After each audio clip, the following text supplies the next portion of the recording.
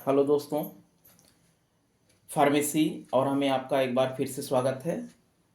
आज का टॉपिक है एंजाइना पेक्टोरिस। एंजाइना पेक्टोरिस इसके पहले वाले वीडियो में हम पढ़ चुके हैं, जिसमें हम पढ़े थे definition of angina pectoris, types of angina pectoris, causes of angina pectoris और इटियोपैथोजेंसिस ऑफ एंजाइना पेक्टोरिस। आज हम पढ़ेंगे clinical manifestation of angina pectoris, pharmacological management of angina pectoris, non pharmacological management of angina pectoris और diagnostic evaluation of angina pectoris. जैसा कि हम पढ़ चुके हैं, एंजाइना पेक्टोरिस क्या होता है। चेस्ट की मसल्स में या चेस्ट में पेन होता है। और यह पेन क्यों होता है? क्योंकि हार्ट के मसल्स में प्रॉपर ब्लड की सप्लाई नहीं हो पाती। जब ब्लड की सप्लाई नहीं हो पाती तो प्रॉपर ऑक्सीजन हार्ट के मसल्स में नहीं पहुंच पाता, जिसकी वजह से पेन होता है। इसी पेन को कहते हैं एंजाइना पेक्टोरिस, चेस्ट मसल्स में पेन या चेस्ट में पेन। तो आज हम देखेंगे clinical manifestation of angina pectoris. इसमें क्या होता है? चेस्ट पेन होता है, स्किन का कलर पीला और कोल्ड हो जाता है, पल्स रेट 100 से अधिक हो जाता है। जब पल्स रेट 100 से अधिक हो जाता है, इस कंडीशन को बोलते हैं ट्रैकीकार्डिया। नेक्स्ट है आपका हार्ट बीट इरेगुलर हो जाता है, मीन्स हार्ट का धड़कन या दिल की धड़कन वह इरेगुलर हो जाता है, वह बराबर नहीं रहता, कभी कम कभी ज़्यादा हो जाता है। नेक्स्ट आता है बीपी कम या ज़्यादा हो जाता है। तो ये इस तरह से हुआ clinical manifestation of angina pectoris. ये साइन सिम्टम आते हैं। नेक्स्ट आता है special characteristics of angina pectoris, या इसी को कहते हैं special characteristics of chest pain. कुछ विशेष पेन होते हैं, जैसे इसमें देखते हैं लोकेशन। पेन का लोकेशन क्या होता है? यह स्टर्नम के लेफ्ट साइड में पेन होता है। एंजाइना पेक्टोरिस में पेन का लोकेशन स्टर्नम के लेफ्ट साइड में होता है। सीवियरिटी क्या होती है इसकी? यह माइल्ड से मॉडरेट होता है। ऑनसेट या तो यह तुरंत होगा या तो स्लो होगा। इट मीन्स पेन या तो बहुत ही फास्ट होगा या तो बहुत ही धीरे होगा। नेक्स्ट आपका आता है रेडिएशन। रेडिएशन मीन्स पेन कैसे आगे मूव कर रहा है। जैसे स्टर्नम, लेफ्ट साइड के स्टर्नम में हुआ पेन।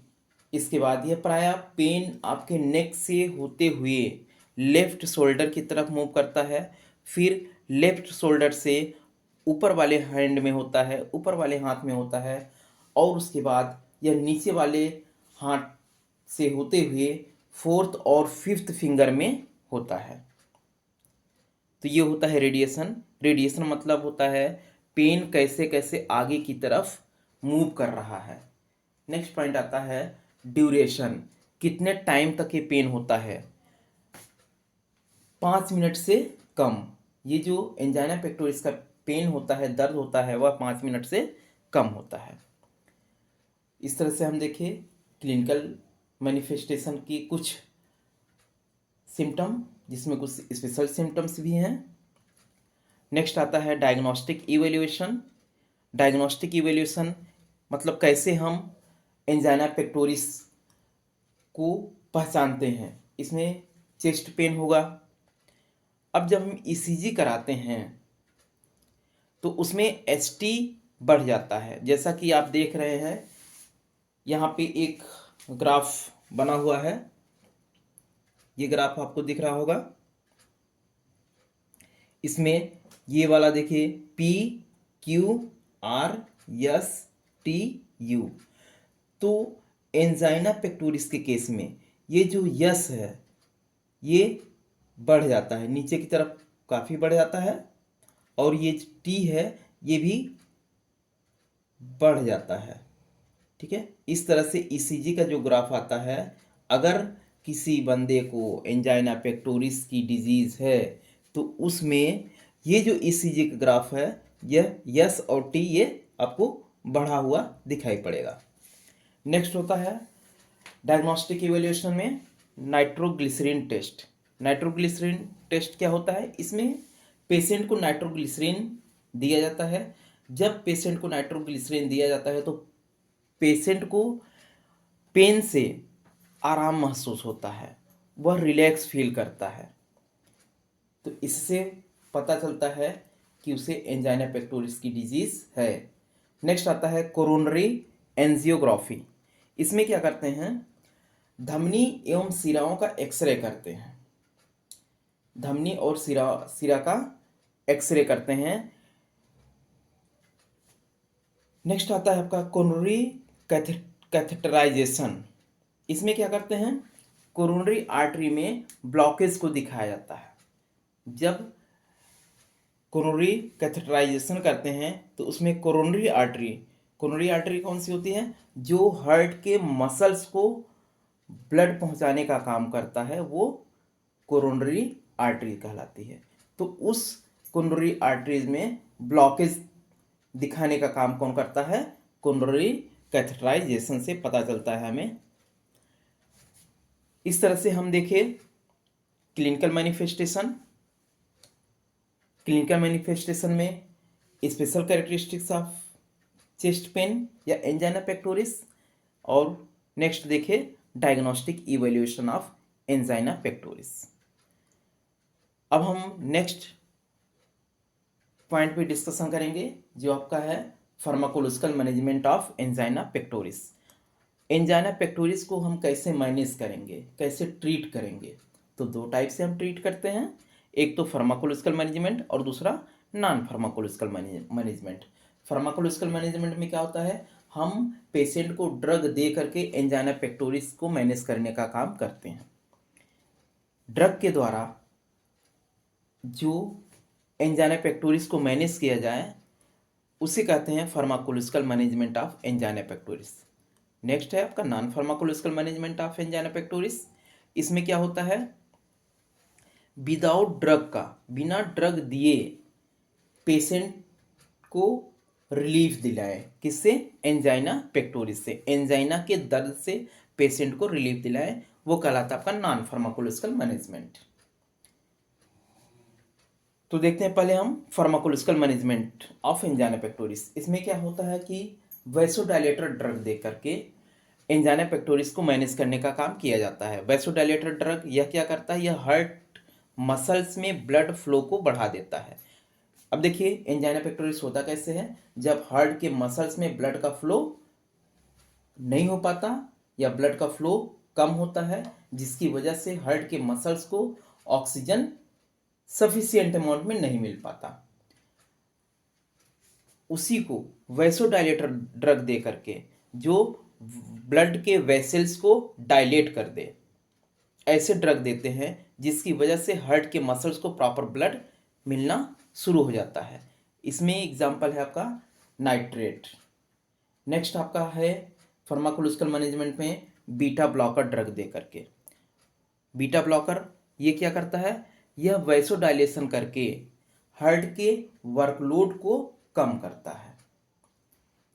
हार्ट के वर्कलोड को कम करता है। जब ब्लड की वेसल्स या हार्ट की वेसल्स जब कॉन्स्ट्रिक्ट रहेगा, जब सिकुड़ा हुआ रहेगा, तो हार्ट को ज़्यादा काम करना पड़ेगा, उसे कहते हैं हार्ट का वर्कलोड। अब क्या करेंगे इसमें? जब हम बीटा ब्लॉकर देते हैं तो वो जो हार्ट की ब्लड वेसल्स है वह डायलेट कर जाता है। जब वह डायलेट कर जाएगा तो हार्ट का वर्कलोड कम हो जाएगा। इट मीन्स हार्ट जब बीट करेगा तो पूरे हार्ट के वॉल में ब्लड इजीली पहुंच जाएगा। इसका एग्जांपल है आपका प्रोपेनोलॉल, ये 20 mg और 40 mg में देते हैं। नेक्स्ट आपका एग्जांपल है एटिनोलाल, यह 20 mg और 50 mg में दिया जाता है। नेक्स्ट आता है आपका कैल्शियम चैनल ब्लॉकर। ऐसे ड्रग जो कैल्शियम आयन चैनल को ब्लॉक कर दें वो कैल्शियम चैनल ब्लॉकर ड्रग कहलाते हैं। इसमें क्या होता है?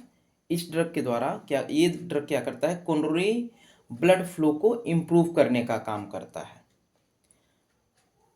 कोरोनरी ब्लड फ्लो को इम्प्रूव करने का काम करता है कैल्शियम चैनल ब्लॉकर। नेक्स्ट आता है ओपियोइड एनाल्जेसिक ड्रग। ये क्या करता है, जब पेन होता है तो उसमें ये ड्रग दिया जाता है जिसकी वजह से पेन रिड्यूस हो जाए या पेन कम हो जाए। नेक्स्ट आता है आपका एंटीप्लेटलेट ड्रग दे करके एंजाइना पेक्टोरिस को मैनेज किया जाता है।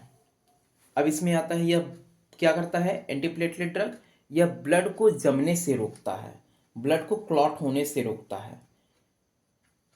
इसका एग्जांपल है आपका एस्प्रिन, ये 75 और 100 mg में दिया जाता है। नेक्स्ट आता है आपका non pharmacological management of angina pectoris. अभी देखिए कौन सा, pharmacological management of angina pectoris जिसमें ड्रग दिया जा रहा है। अब देखते हैं non pharmacological management of angina pectoris जिसमें ड्रग नहीं दिया जाता। फर्स्ट इसमें पेशेंट को एडवाइस दे कि वह low fat and low cholesterol को अपने डाइट में शामिल करें या ऐसे भोजन करें, इस टाइप का भोजन करें जिसमें फैट कम हो और कोलेस्ट्रॉल भी कम हो।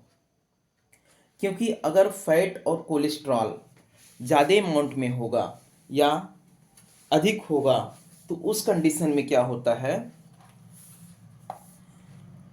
हाई फैट और कोलेस्ट्रॉल हार्ट पर एक्स्ट्रा प्रेशर डालने का काम करता है। अगर हाई कोलेस्ट्रॉल है और हाई फैट है तो ब्लड को फ्लो होने से प्रिवेंट करने का काम करता है, ब्लड को प्रॉपर फ्लो नहीं होने देता, जिसकी वजह से हार्ट पे एक्स्ट्रा प्रेशर पड़ने लगता है। नेक्स्ट आता है आपका अल्कोहल और स्मोकिंग को अवॉइड करके एंजाइना पेक्टोरिस को हम मैनेज कर सकते हैं अगर अल्कोहल और स्मोकिंग को अवॉइड कर दें। नेक्स्ट आता है कैफीन को अवॉइड करके। कैफीन को अगर हम अवॉइड करते हैं तो उससे एंजाइना पेक्टोरिस मैनेज हो जाता है। नेक्स्ट आता है आपका पेशेंट को लो सोडियम डाइट लेने को बोलें। इसमें क्या होता है कि जो जिसको एंजाइना पेक्टोरिस की डिजीज़ हुई है उस पेशेंट को कम सोडियम लेने को बोलें, मतलब नमक कम खाने को बोलें, ज़्यादा तेज़ नमक न खाएं। नेक्स्ट आता है आपका अधिक एक्सरसाइज न करें। कुछ लोग होते हैं जो ओवर एक्सरसाइज करने लगते हैं, जितनी लिमिट है उससे ज़्यादा एक्सरसाइज करने लगते हैं, तो इसको अवॉइड करें। इट मीन्स अधिक एक्सरसाइज न करें। नेक्स्ट आता है अचानक कोल्ड वेदर में न जाएं। अब जिसको एंजाइना पेक्टोरिस की डिजीज़ है उसे ठंड वाले मौसम से बचना चाहिए। ऐसा नहीं कि ठंड बहुत पड़ रही है अचानक निकले और घूमने टहलने चले जाए, तो इसको अवॉइड करना चाहिए। इस तरह से आज की वीडियो में ये जो एंजाइना पेक्टोरिस है ये फिनिश हुआ। एंजाइना पेक्टोरिस में आज की वीडियो में हमने देखा clinical manifestation, pharmacological management of angina pectoris, non pharmacological management of angina pectoris और diagnostic evaluation of angina pectoris. इसके पहले वाले वीडियो में हम देखे थे definition of angina pectoris, types of angina pectoris, causes of angina pectoris और etiopathogenesis of angina pectoris. इस तरह से दोस्तों एंजाइना पेक्टोरिस जो फार्माकोथेरेपेटिक्स का ही टॉपिक है ये फिनिश हुआ। तो आप लोग नेक्स्ट वीडियो में फिर नए टॉपिक के साथ आप लोगों से मुलाकात होगी। आज के लिए बस खुश रहिए, मस्त रहिए। Thank you.